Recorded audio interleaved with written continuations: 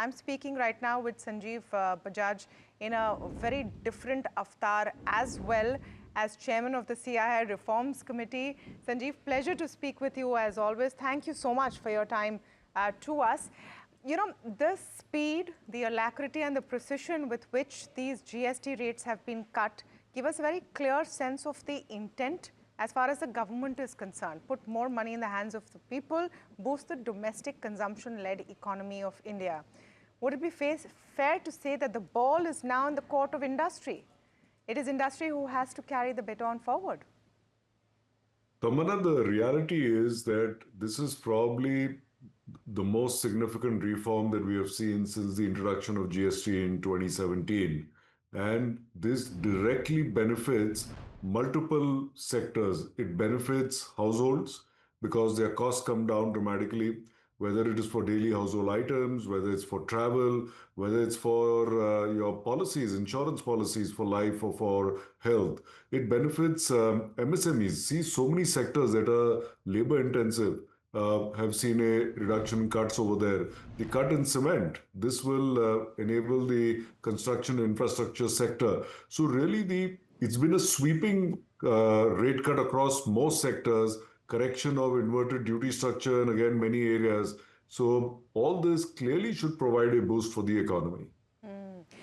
The boost for the economy is at one sense, but I'll reiterate what my question is. What is industry going to do to take on this booster that has been given? It's great for consumers, but as industry, how do you look at it, apart from the demand increasing?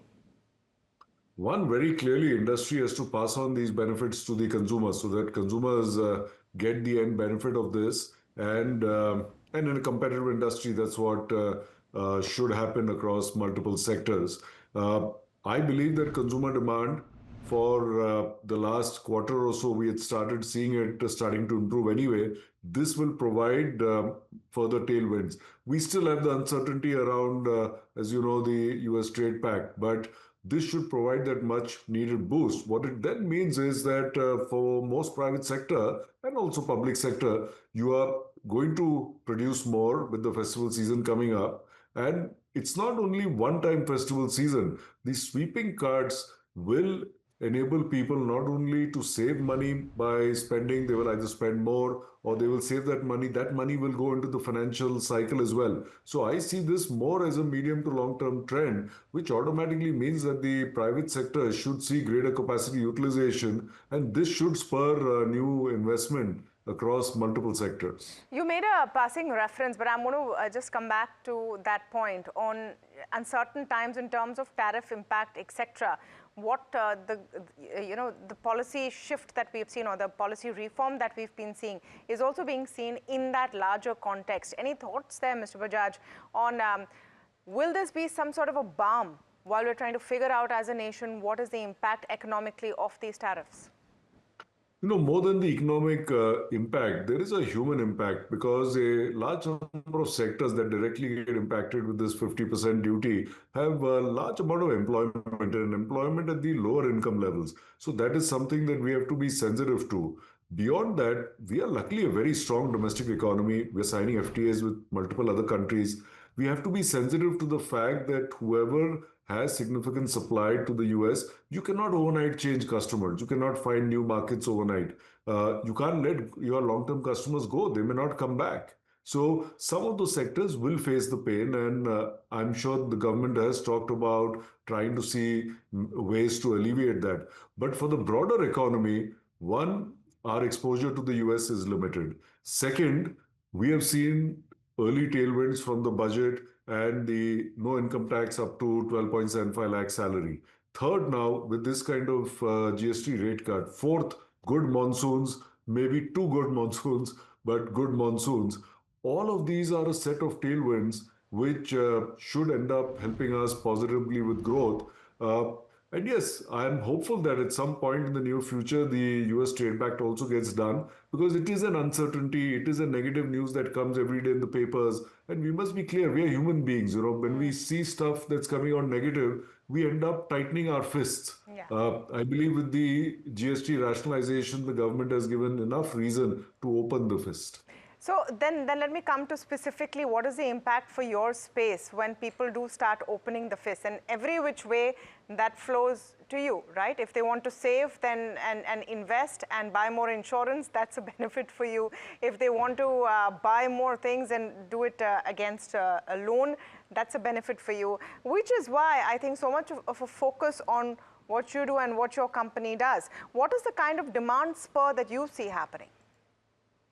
Well, we'll have to wait and watch to see what the exact demand spur is, but it clearly should be important. And to the point that you made, Tamanna, this is actually all that we've been doing the last 17 years building at Bajaj Finserv. Our whole goal is to be the financial life cycle partner to every Indian. From the time they need loans, they need protection for their assets, for their health, for their life, and then help with investments.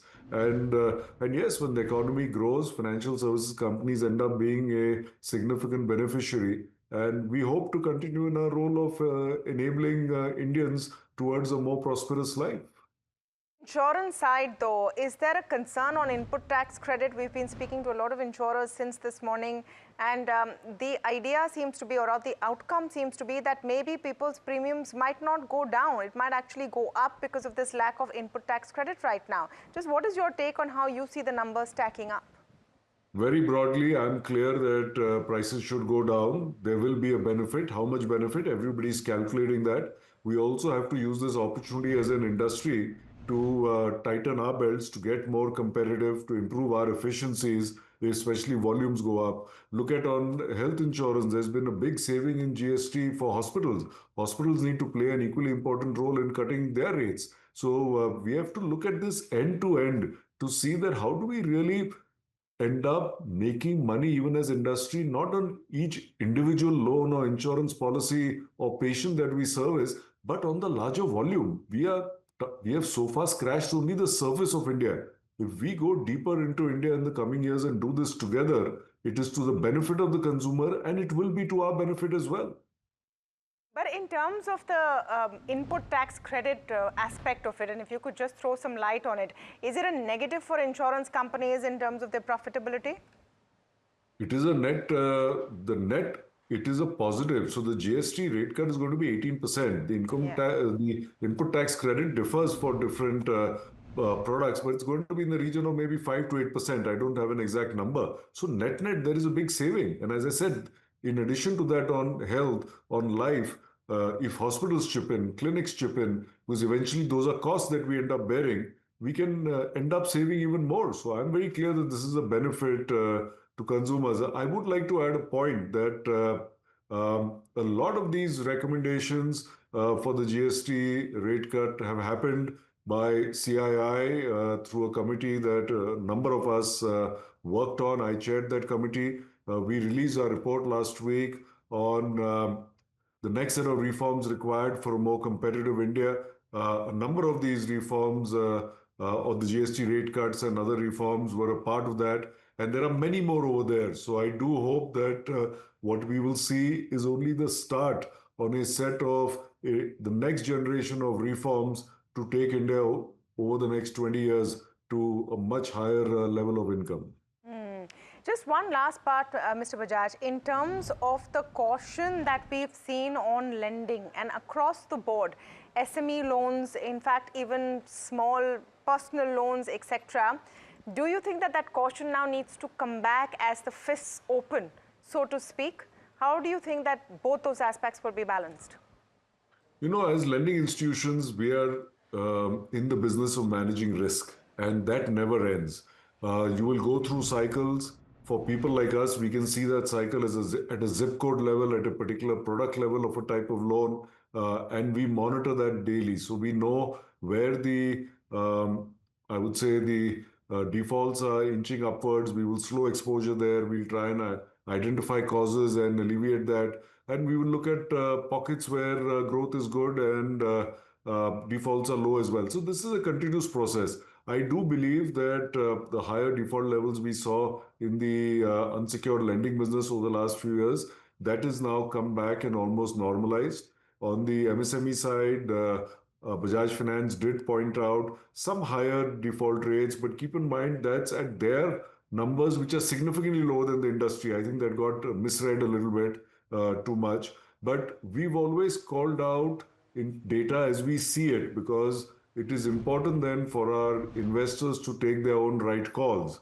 But overall, I'm positive when I see the opportunity in India in the coming quarters. Do you also see more money flowing maybe into mutual funds and savings as people see that they have more left over in their pockets? Very much so. We've already seen the benefit of this to the not only the Indian stock markets, but the fact that we've insulated our stock markets from just foreign flows in the last few years, with the amount of money coming in monthly, 20 to 30,000 crores from Indian savers. And this is only going to go up, because what middle class India is saying is, beyond my own expenses, I want that money to get me a better return, and please provide me with the right solutions in a safe, transparent manner to enable me to achieve that. Absolutely. Thank you so much, Mr. Bajaj, for your time to us. Absolute pleasure speaking with Thank you you. as always. And, we're getting that overall perspective of how these reforms will really make a difference.